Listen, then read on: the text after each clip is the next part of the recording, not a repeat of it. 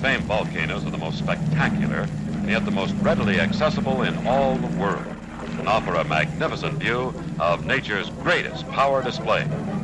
They are the legendary home of the fire goddess Pele. The date is February 28, 1955.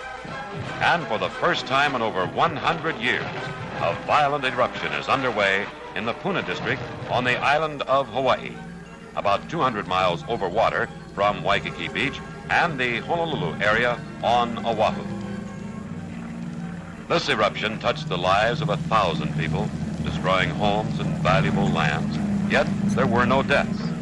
The mighty lava fountains and rivers have erupted on the East Rift Zone of Mauna Loa, a mountain that is the greatest single accumulation of lava on Earth, over 10,000 cubic miles in all, built up by countless eruptions down through the centuries.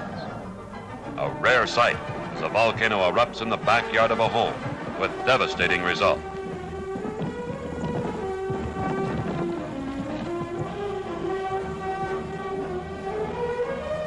Lava boulders as large as a house are carried along in the crest of the river. These are formed by large sections of crater rims breaking off, or maybe a portion of a lava river bank, which has been undermined. Hawaii's volcanoes have a fascination for all. It is quite true that the natives and tourists alike run to and not from the eruptions. Yet they all have a deep respect for the fire goddess Pele, who, according to legend, is responsible for the volcanic activities, for they will occur whenever she returns to one of her many homes on the slopes of Mauna Loa. The lava rivers that flow over the land cause most of the damage. They may move swiftly, or they may just inch along, but nothing can stop their forward march.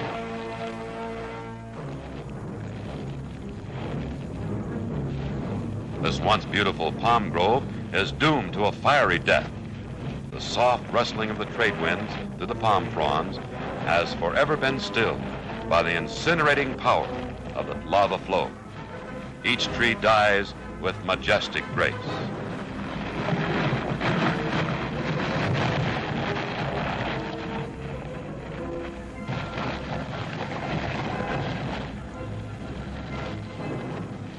This eruption continued for 88 days. One of the lava rivers soon reached the ocean and formed a fire fall. The molten lava, tumbling over the cliff, drops into the ocean, and great explosions occur.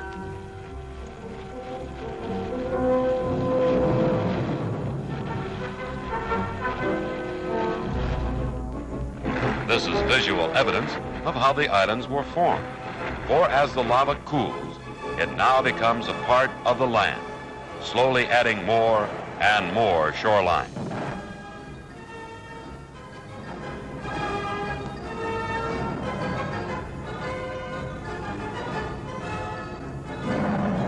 Five years have passed, and now on November 14th, 1959, another great eruption started. As viewed from the air at its start, at least 7 different crater mouths were spewing forth lava in fiery fountains. This time it occurred in the great caldera of Kilauea, high up on the slopes of Mauna Loa. Once again, Pele had returned dramatically to another of her many homes. Daring and resourceful cameramen descended into the crater area, proceeding across the newly formed lava lake, which had crusted over, to photograph these fantastic scenes.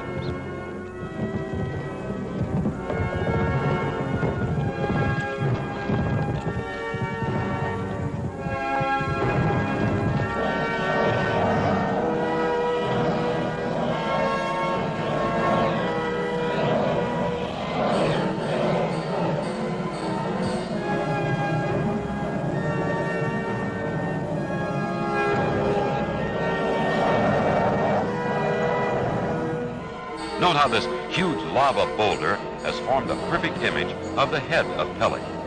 She seems to speak as lava moves across the lower portion of her mouth.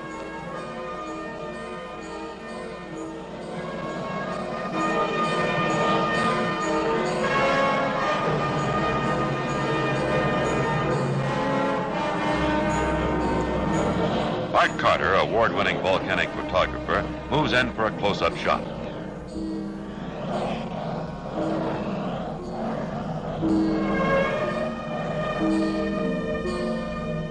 Visitors at the famed Volcano House on the rim of Kilauea crater were among the first to reach the eruption area, for Kilauea Iki was just a short distance away, and rangers of the National Park Service designated places of safety for the volcano watchers.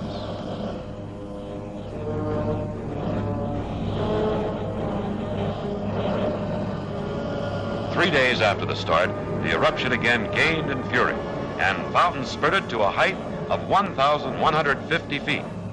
In a week's time, the pool of lava in the crater was 300 feet deep, and it buried the vent from which the fountain had been spurting. This action continued unabated through a series of 16 eruptive phases, each lasting from 2 to 32 hours of light.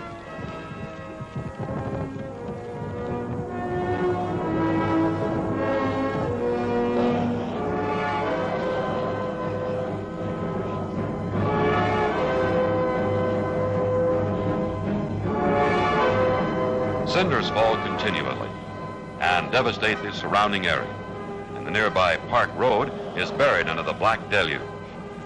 Activity goes on, and at one point, a record fountain height of more than 1,900 feet was recorded.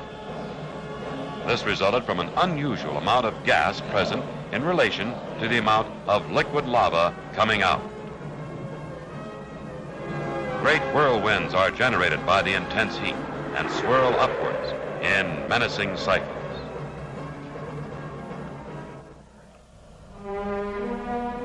You may wonder about volcanism. How does all this happen, and why? If you will keep in mind that underneath the great caldera of Kilauea, a giant sort of plumbing system exists. Now, this pipeline or conduit system leads downward toward the great pools of magmatic matter that lies beneath the surface of our Earth at depths up to 40 miles. This fluid matter is restlessly moving about in some unexplained manner, and its motion is indicated by the seismograph instruments on the surface in the Hawaiian Volcano Observatory on the crater's rim.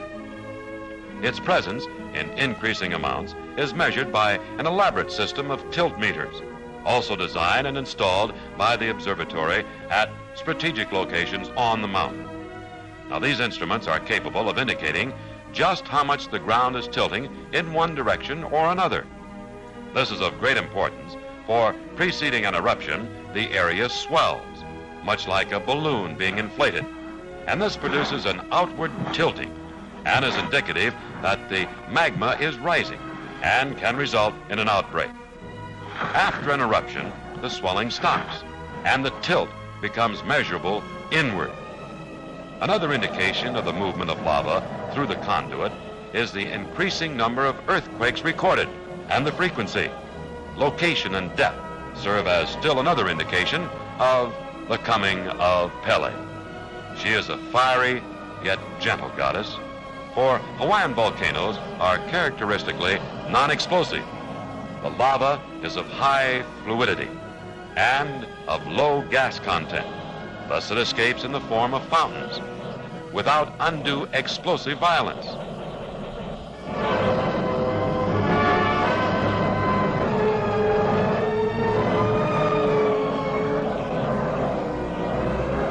Its fluidity also results in high speeds of lava river flow, and it reaches speeds up to 35 miles an hour under certain conditions.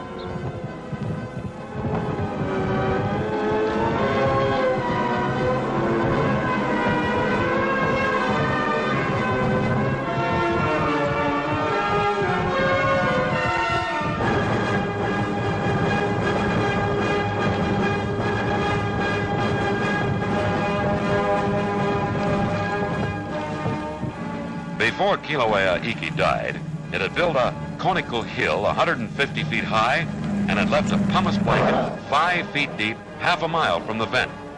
When it was all over, on December 21st, the lava pool in the new crater was 380 feet in depth and contained over 51 million cubic yards of lava. We end our trilogy of Hawaii's volcanoes with the Puna eruption on January 13, 1960.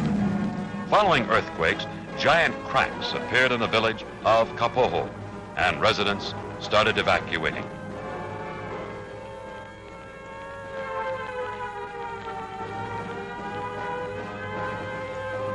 At 7:30 p.m. in the valley, just behind the town, the eruption started from a rift a mile long.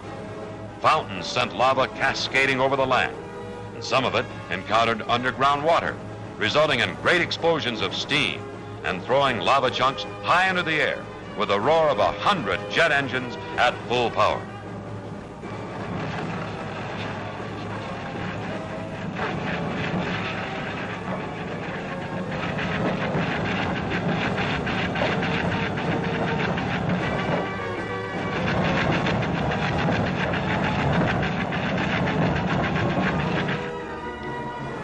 The stores of the village of Kapoho were hastily abandoned as the fountains danced in the nearby valley, and cinders poured over the area. The lava rivers headed down toward the ocean a short distance away, but first they crossed the papaya groves, leveling them.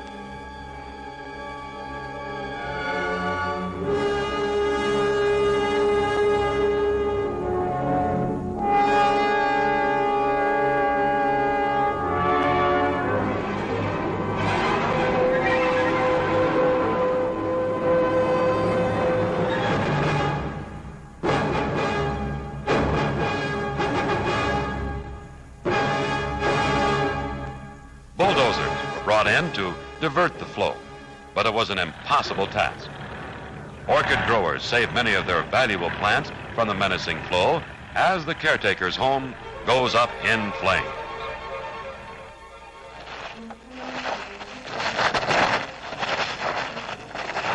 On and on it moves relentlessly, and a giant stand of palms falls victim to the searing heat.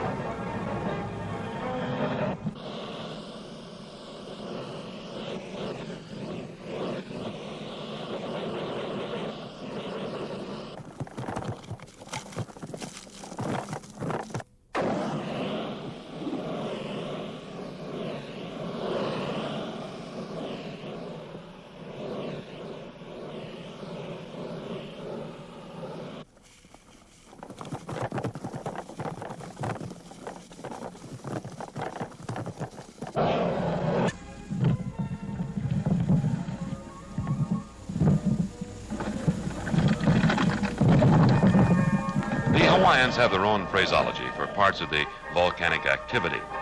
When a lava river separates into two parts and then again reunites, it leaves a piece of land, much like an island. This is called kipuka. And there are many of these on the slopes of Mauna Loa.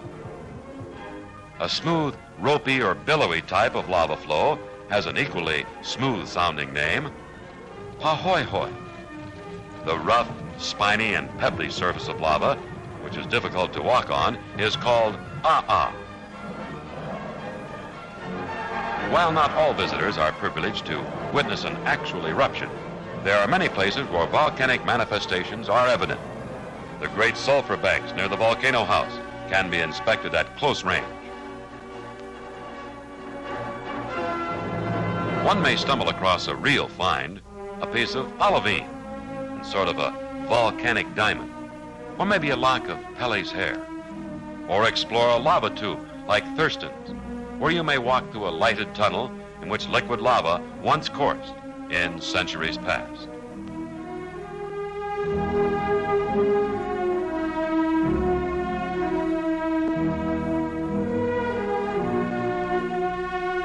For 36 days, the fury of the eruption continued, and the once peaceful village of Kapoho was surrounded by an inferno.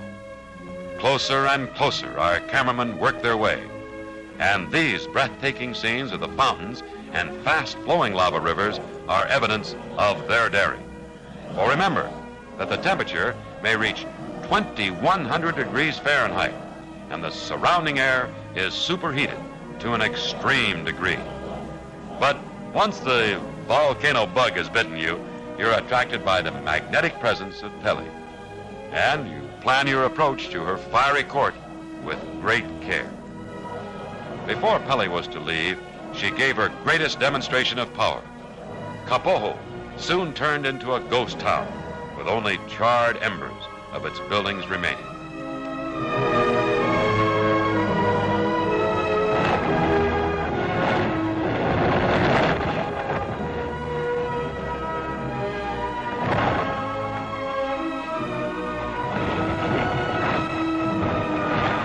It is only on the island of Hawaii that Hawaiian volcanoes are active in our time, and its main cities have been built with respect to the possibility of eruption. Pele takes away, yet she also gives, and her sweeping lava flows enter the ocean to form new land along the coastline of Hawaii.